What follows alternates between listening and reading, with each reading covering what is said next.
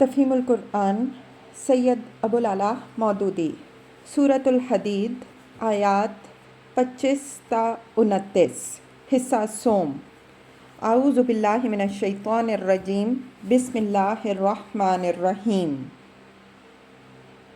Number 4، سب سے زیادہ دردناک باب اس رہبانیت کا یہ ہے کہ اس نے ماں باپ، بھائی بہنوں اور اولاد تک سے آدمی کا رشتہ کاٹ دیا۔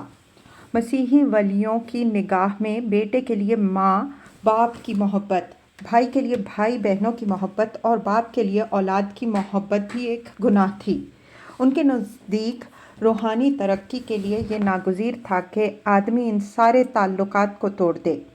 مسیحی اولیاء کے تذکروں میں اس کے ایسے ایسے دل دوز واقعات ملتے ہیں جنہیں پڑھ کر انسان کے لیے ضبط کرنا مشکل ہو جاتا ہے۔ ایک راہب ایویگریس سالہ سال سے صحرا میں ریاضتیں کر رہا تھا۔ ایک روز یکایک اس کے سامنے اس کی ماں اور اس کے باپ کے خطوط پہنچے جو برسوں سے اس کی جدائی میں تڑپ رہے تھے۔ اسے اندیشہ ہوا کہ کہیں ان خطوں کو پڑھ کر اس کے دل میں انسانی محبت کے جذبات نہ جاگ اٹھیں۔ اس نے ان کو کھولے بغیر فوراً آگ میں جھونک دیا۔ سینٹ تھیوڈورس کی ماں اور بہن بہت سے پادریوں کے سفارشی خطوط لے کر اس خانقاہ میں پہنچیں جس میں وہ مقیم تھا، اور خواہش کی کہ وہ صرف ایک نظر بیٹے اور بھائی کو دیکھ لیں، مگر اس نے ان کے سامنے آنے تک سے انکار کر دیا۔ سینٹ مارکس کی ماں اس سے ملنے کے لیے اس کی خانقاہ میں گئی اور خانقاہ کے شیخ ایبٹ کی خوشامدیں کر کے اس کو راضی کیا کہ وہ بیٹے کو ماں کے سامنے آنے کا حکم دے، مگر بیٹا کسی طرح ماں سے نہ ملنا چاہتا تھا۔ آخر کار اس نے شیخ کے حکم کی تعمیل اس طرح کی کہ بھیس بدل کر ماں کے سامنے گیا اور آنکھیں بند کر لیں۔ اس طرح نہ ماں نے بیٹے کو پہچانا اور نہ بیٹے نے ماں کی شکل دیکھی۔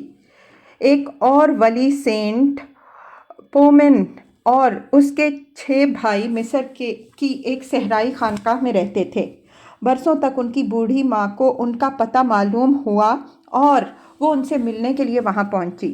بیٹے ماں کو دور سے دیکھتے ہی بھاگ کر اپنے حجرے میں چلے گئے اور دروازہ بند کر لیا۔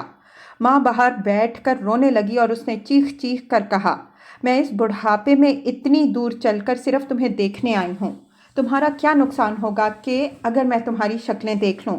کیا میں تمہاری ماں نہیں ہوں؟ مگر ان ولیوں نے دروازہ نہ کھولا اور ماں سے کہہ دیا کہ ہم تجھ سے خدا کے ہاں ملیں گے۔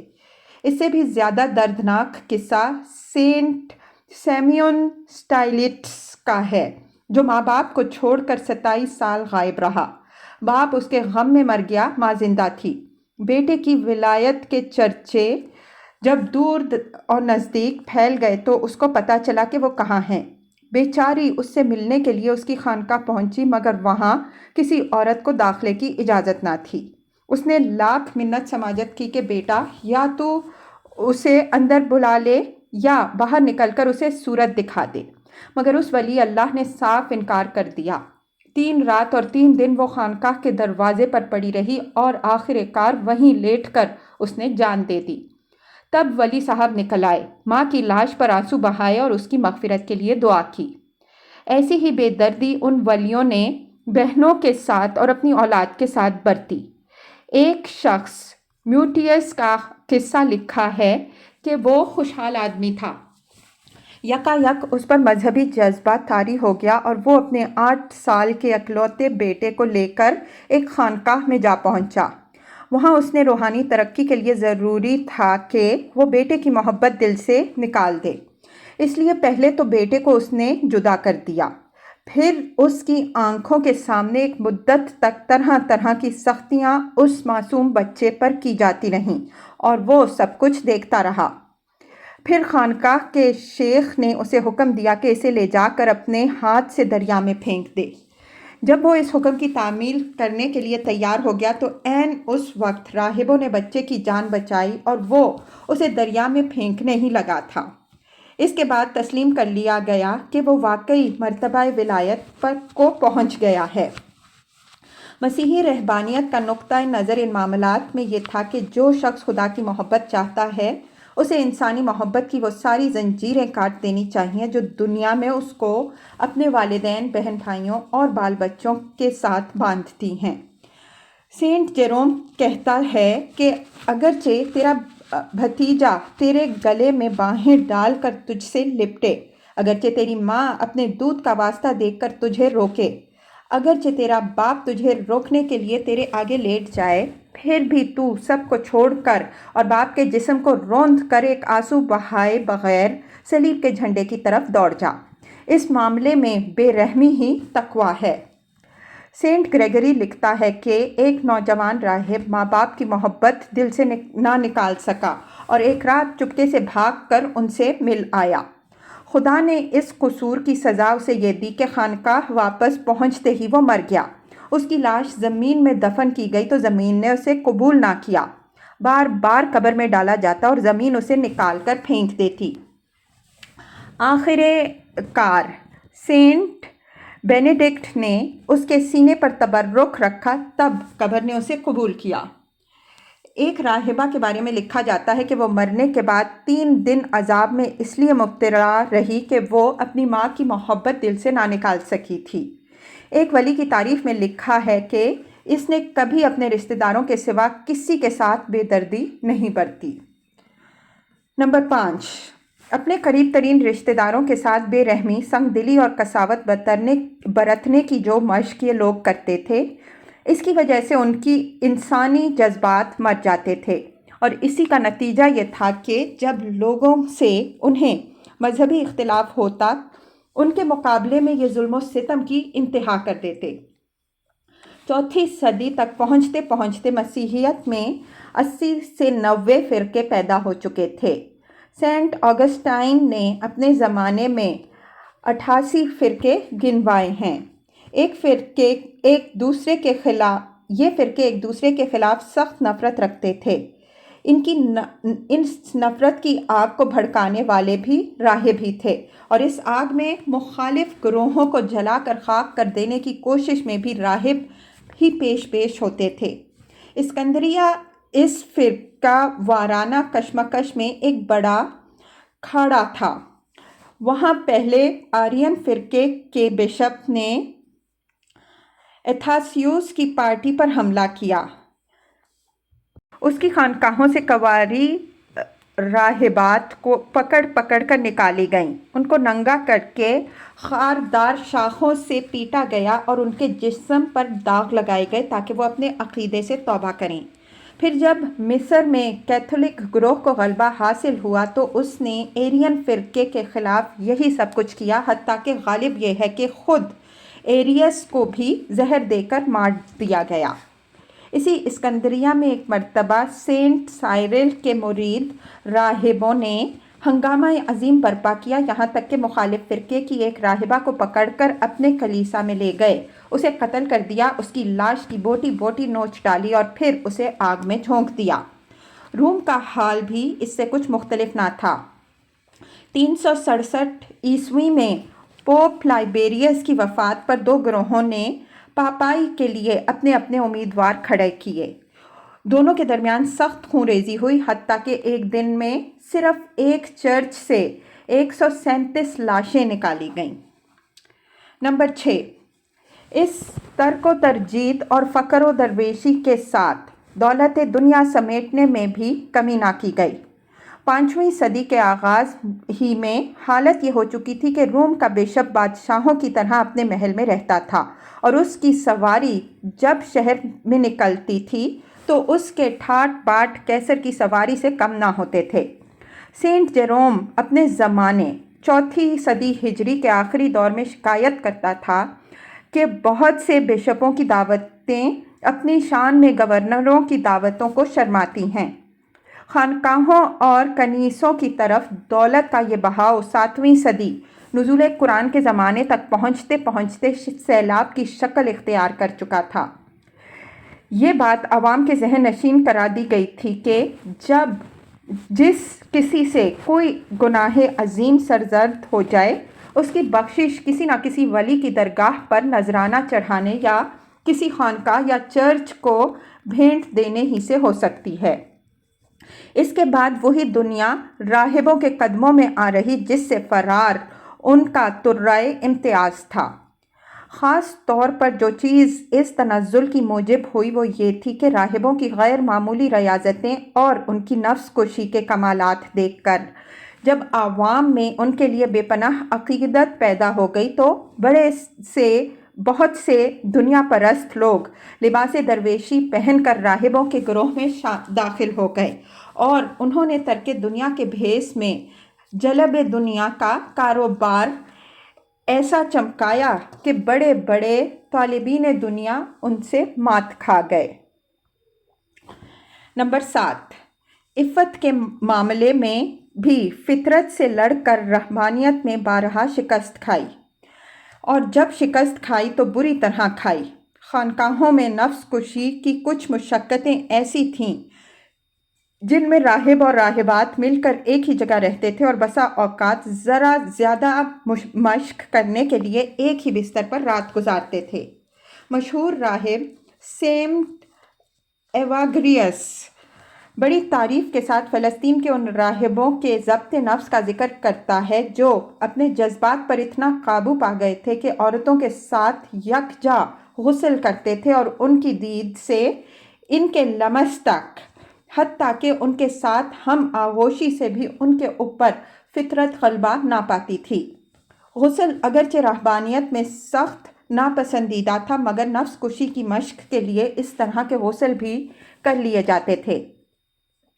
آخر کار اسی فلسطین کے متعلق نیسا کا سینٹ گریگری متوفی 396 عیسوی لکھتا ہے کہ وہ بدکاری کا اڈا بن گیا۔ انسانی فطرت کبھی ان لوگوں سے انتقام لیے بغیر نہیں رہتی جو اس سے جنگ کریں۔ رہبانیت اس سے لڑ کر بالآخر بد اخلاقی کے اس گھڑے میں جا گری۔ اس کی داستان 8ویں صدی سے 11ویں صدی عیسوی تک کی مذہبی تاریخ کا بدنما ترین داغ ہے۔ 10ویں صدی کا ایک اطالوی بشپ لکھتا ہے کہ اگر چرچ میں مذہبی خدمات انجام دینے والوں کے خلاف بد چلنی کی سزائیں نافذ کرنے کا قانون عملاً جاری کر دیا جائے تو لڑکوں کے سوا کوئی سزا سے بچ نہ سکے گا، اور اگر حرامی بچوں کو بھی مذہبی خدمات سے الگ کر دینے کا قاعدہ نافذ کر دیا جائے تو شاید چرچ کے خادموں میں کوئی لڑکا تک باقی نہ رہے۔ قرون متوسطہ کے مصنفین کی کتابیں ان شکایتوں سے بھری ہوئی ہیں کہ راہبات کی خانقاہیں بد اخلاقی کے چکلے بن چکی تھیں۔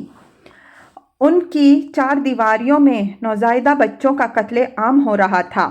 پادریوں اور چرچ کے مذہبی کارکنوں میں محرمات تک سے ناجائز تعلقات اور خانقاہوں میں خلاف وضع نظری جرائم تک پھیل گئے تھے، اور کلیساؤں میں اعتراف گناہ کنفیشن کی رسم بدکاری کا ذریعہ بن کر رہ گئی تھی۔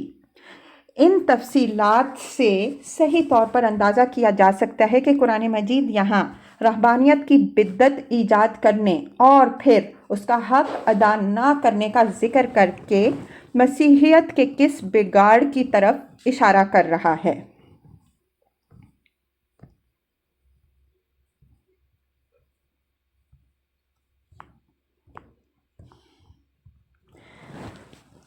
فَمَا رَعَوْهَا حَقَّ رِعَایَتِهَا فَآتَيْنَا الَّذِينَ آمَنُوا مِنْهُمْ أَجْرَهُمْ۔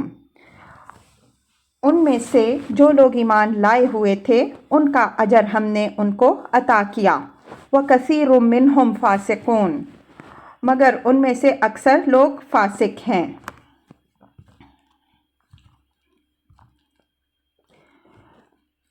یا ایھا الذین آمنوا، اے لوگوں جو ایمان لائے ہو، اتقوا اللہ، اللہ سے ڈرو، وآمنوا برسولہ، اور اس کے رسول محمد صلی اللہ علیہ وآلہ وسلم پر ایمان لاؤ۔ تفسیر۔ اس آیت کی تفسیر میں مفسرین کے درمیان اختلاف ہے۔ ایک گروہ کہتا ہے کہ یہاں یا ایھا الذین آمنوا کا خطاب ان لوگوں سے ہے جو حضرت عیسیٰ علیہ السلام پر ایمان لائے ہوئے تھے۔ ان سے فرمایا جا رہا ہے کہ اب محمد صلی اللہ علیہ وآلہ وسلم پر ایمان لاؤ۔ تمہیں اس پر دوہرا اجر ملے گا، ایک اجر ایمان پر عیسیٰ علیہ السلام کا اور دوسرا اجر ایمان پر محمد صلی اللہ علیہ وآلہ وسلم کا۔ دوسرا گروہ کہتا ہے کہ یہ خطاب محمد صلی اللہ علیہ وآلہ وسلم پر ایمان لانے والوں سے ہے۔ ان سے ارشاد ہو رہا ہے کہ تم محض زبان سے آپ صلی اللہ علیہ وآلہ وسلم کی نبوت کا اقرار کر کے نہ رہ جاؤ، بلکہ صدق کے دل سے ایمان لاؤ اور ایمان لانے کا حق ادا کرو، اس پر تمہیں دوہرا اجر ملے گا، ایک اجر کفر سے اسلام کی طرف آنے کا اور دوسرا اجر اسلام میں اخلاص اختیار کرنے اور اس پر ثابت قدم رہنے کا۔ پہلی تفسیر کی تائید سورہ قصص کی آیات 52 تا 54 کرتی ہے، اور مزید برآں اس کی تائید حضرت ابو موسیٰ اشعری رضی اللہ عنہ کی یہ روایت بھی کرتی ہے کہ نبی صلی اللہ علیہ وآلہ وسلم نے فرمایا، 3 آدمی ہیں جن کے لیے دوہرا اجر ہے، ان میں سے ایک ہے رجل من اہل الکتاب آمن ببینہ و آمن بمحمد، اہل کتاب میں سے وہ شخص جو اپنے سابق نبی پر ایمان رکھتا تھا اور پھر محمد صلی اللہ علیہ وآلہ وسلم پر ایمان لے آیا، بخاری و مسلم۔ دوسری تفسیر کی تائید سورہ سبا کی آیت 37 کرتی ہے، جس میں فرمایا ہے کہ مومنین صالحین کے لیے 2 گنا اجر ہے۔ دلیل کے اعتبار سے دونوں تفسیروں کا وزن مساوی ہے، لیکن آگے کے مضمون پر غور کیا جائے تو معلوم ہوتا ہے کہ دوسری تفسیر ہی اس مقام سے زیادہ مناسبت رکھتی ہے، بلکہ در حقیقت اس سورت کا پورا مضمون از اول تا آخر اسی تفسیر کی تائید کرتا ہے۔ شروع سے اس سورت کے مخاطب وہی لوگ ہیں جو رسول اللہ صلی اللہ علیہ وآلہ وسلم کی رسالت کا اقرار کر کے داخل اسلام ہوئے تھے، اور پوری سورت میں انہی کو یہ دعوت دی گئی ہے کہ وہ محض زبان کے مومن نہ بنے بلکہ اخلاص کے ساتھ سچے دل سے ایمان لائیں۔ یؤتکم کفلین من رحمتہ، اللہ تمہیں اپنی رحمت کا دوہرا حصہ عطا فرمائے گا۔ وَيَجْعَلْ لَكُمْ نُورًا يَمْشُونَ بِهِ، وَيَجْعَلْ لَكُمْ نُورًا تَمْشُونَ بِهِ، اور تمہیں وہ نور بخشے گا جس کی روشنی میں تم چلو گے۔ تفسیر یعنی دنیا میں علم و بصیرت کا وہ نور عطا فرمائے گا جس کی روشنی میں تم کو قدم قدم پر صاف نظر آتا رہے گا کہ زندگی کے مختلف معاملات میں جاہلیت کی ٹیڑھی راہوں کے درمیان اسلام کی سیدھی راہ کون سی ہے، اور آخرت میں وہ نور بخشے گا جس کا آیت 12 میں ذکر گزر چکا ہے۔ وَيَغْفِرْ لَكُمْ، اور تمہارے قصور معاف کر دے گا۔ تفسیر یعنی ایمان کے تقاضے پورے کرنے کی مخلصانہ کوشش کے باوجود بشری کمزوریوں کی بنا پر جو قصور بھی تم سے سرزد ہو جائیں ان سے درگزر فرمائے گا، اور وہ قصور بھی معاف کرے گا جو ایمان لانے سے پہلے جاہلیت کی حالت میں تم سے سرزد ہوئے تھے۔ واللہ غفور الرحیم، اللہ بڑا معاف کرنے والا اور مہربان ہے۔ لئلا یعلم اہل الکتاب الا یقدرون علی شیء من فضل اللہ، تم کو یہ روش اختیار کرنی چاہیے تاکہ اہل کتاب کو معلوم ہو جائے کہ اللہ کے فضل پر ان کا کوئی اجارہ نہیں ہے۔ وَأَنَّ الْفَضْلَ بِيَدِ اللَّهِ يُؤْتِيهِ مَن يَشَاءُ، اور یہ کہ اللہ کا فضل اس کے اپنے ہی ہاتھ میں ہے، جسے چاہتا ہے عطا فرماتا ہے۔ وَاللَّهُ ذُو الْفَضْلِ الْعَظِيمِ، اور وہ بڑے فضل والا ہے۔